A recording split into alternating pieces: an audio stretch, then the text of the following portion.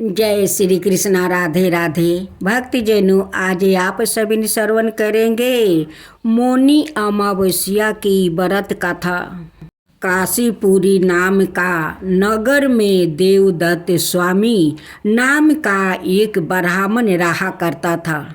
उसकी पत्नी का नाम गुणवती था और पुत्री का नाम धनवती था।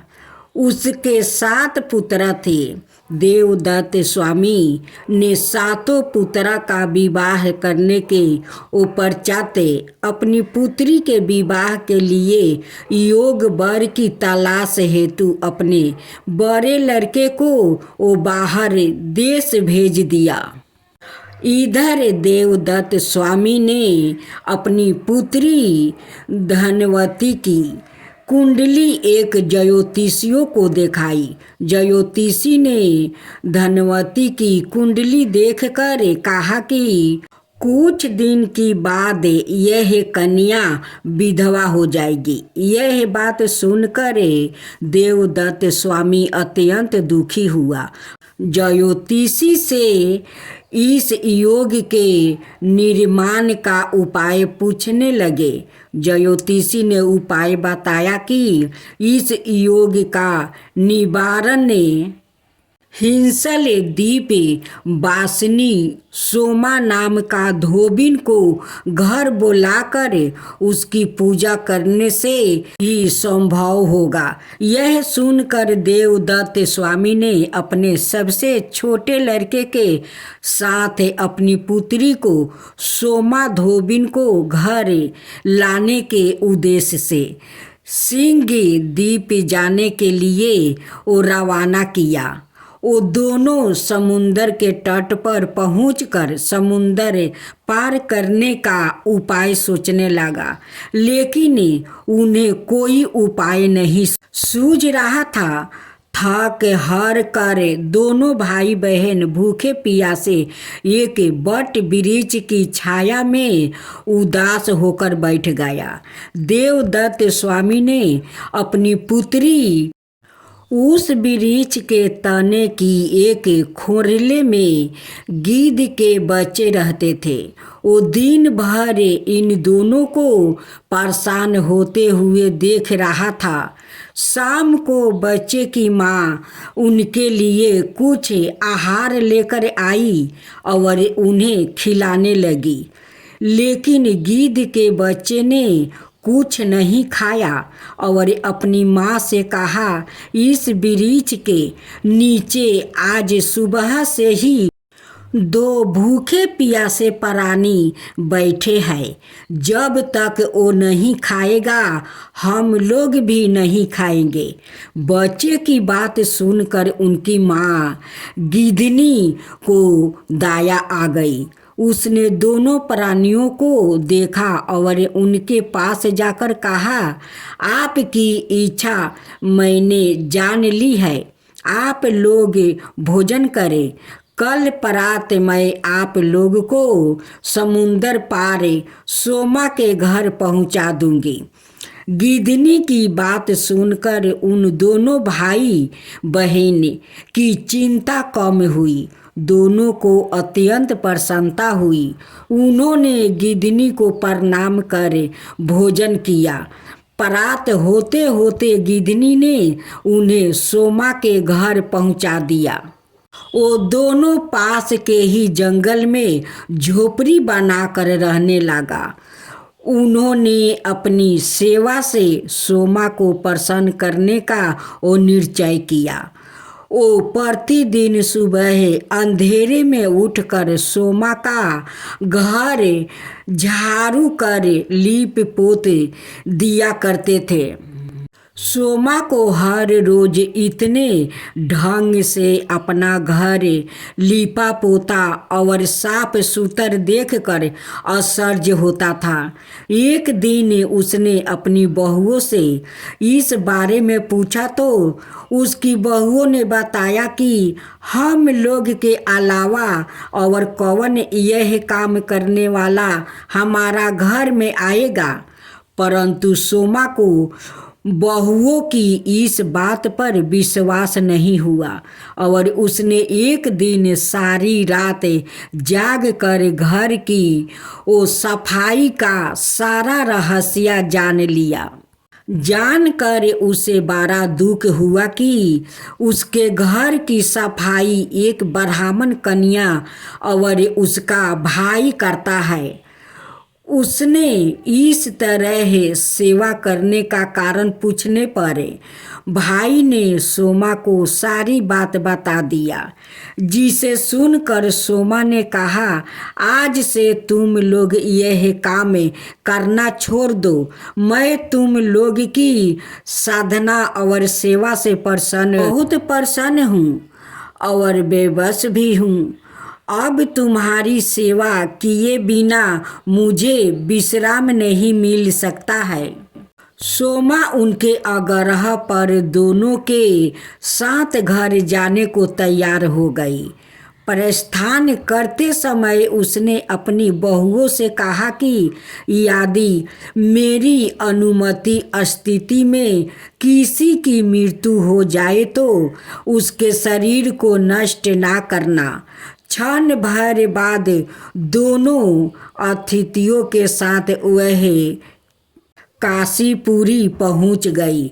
दूसरे दिन गुणवती का विवाह संपन्न हुआ और शपथ पदी होते होते उसके पति की मृत्यु हो गई। सोमा ने अपने चिंतित पुण्य का फल गुणवती को दान कर उसके पति को जीवित कर दिया और उन्हें आशीर्वाद देकर वह सिंघल द्वीप के लिए रवाना हो गई। चिंतित पुनिया छीन होने से सोमा के पुत्र दामाद और पति की घर में मृत्यु हो गई। यह जानकर नाया पुण्य चिंतित करने के उद्देश्य से वह रास्ते में एक जगह रुकी। नदी के तीर पर स्थित एक पीपल के वृक्ष की छाया में भगवान विष्णु का पूजन किया और पीपल के वृक्ष की 108 परिक्रमा की। इतना करना था कि सोमा के पुत्र दामाद और पति जीवित हो गए और उसका घर धन धनाय से भर गया। इस प्रकार निष्काम भाव से सेवा करने का उत्तम फल सोमा को प्राप्ति हुआ।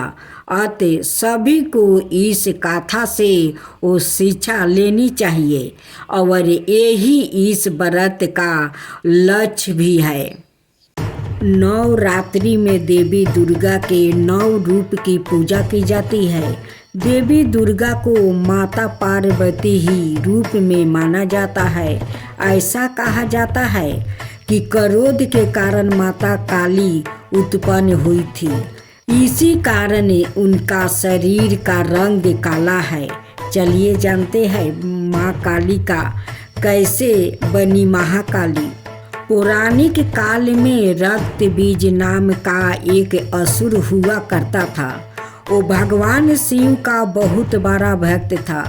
उसने भगवान शिव की घोर तपस्या करके वरदान पाया था। उसे वरदान मिला था कि उसके रक्त की जितनी बूंद धरती पर गिरेगी उतना ही बलशाली असुर उत्पन्न हो जाएगा। भगवान शिव से वरदान मिलने के बाद वो ऋषि मुनियों पर अत्याचार करने लगा। फिर ऋषि मुनियों ने देवताओं से रक्षा करने की वो गुहार की। ऋषि मुनियों की रक्षा के लिए देवताओं ने रक्त बीज को युद्ध के लिए ललकारा। रक्त बीज भी युद्ध करने आ पहुंचा। युद्ध में रक्त बीज के शरीर से खून की गिरने वाली सभी बूंदें रक्त बीज के जैसे ही बलशाली असुर बन जाते। काफी समय तक युद्ध करने के बाद भी देवगण उसे युद्ध में मार नहीं पाए। अंत में देवताओं को रक्त बीज ने हरा दिया और देवलोक को अपने अधिकार में कर लिया। इसके बाद सभी देवता शिव जी के पास पहुँचे। सभी ने भगवान शिव से रक्षा करने की प्रार्थना की। उस समय देवी पार्वती भी शिव जी के साथ ही मौजूद थी। देवताओं की बातें सुनकर वो क्रोध से लाल हो गई।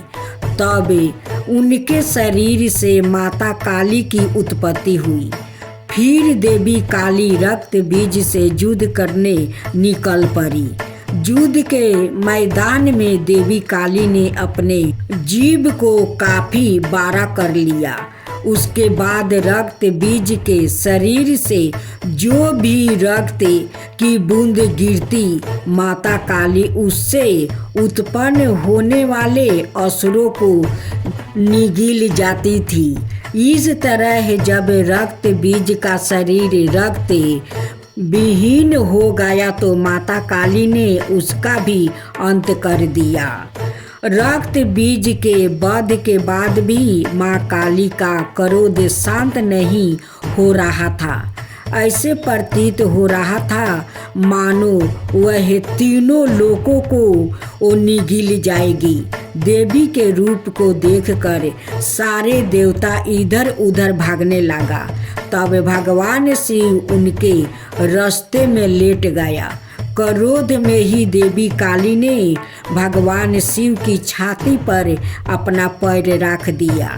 इसके बाद देवी काली का क्रोध शांत हुआ। कालिका पुराण की कथा। वही कालिका पुराण में वर्णित कथा के अनुसार एक बार हिमालय पर स्थित मतंग मुनि के आश्रम में सभी देवता पहुँचे। उसके बाद मतंग मुनि ने यज्ञ आरंभ किया। फिर सभी देवता महामाया देवी की स्तुति करने लगे।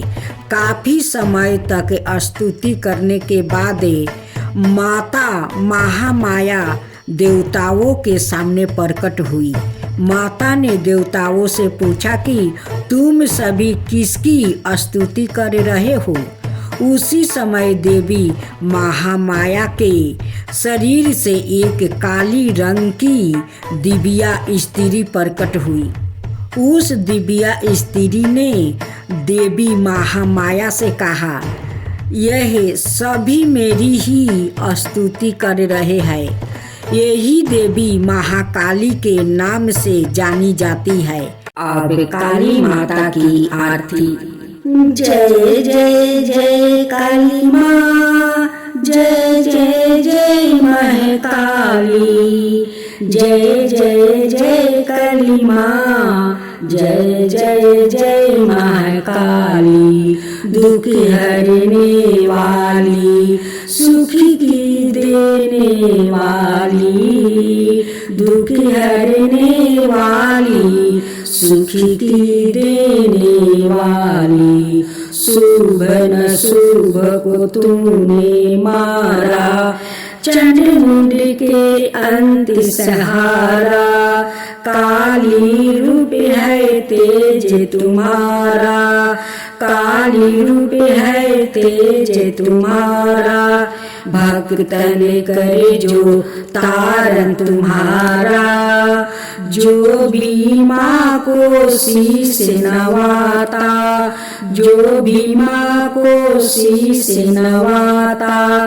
काली कृपा से सुखी पाता, घंटा शंख बाजे अपारा। आरती माँ की करो हम सारा। जय जय जय काली माँ, जय जय जय महाकाली। दुख हरने वाली, सुखी की देने वाली। जय जय काली माँ, जय जय महाकाली। दुख हरने वाली, सुखी की देने वाली। जय जय जय काली माँ, जय जय जय महाकाली।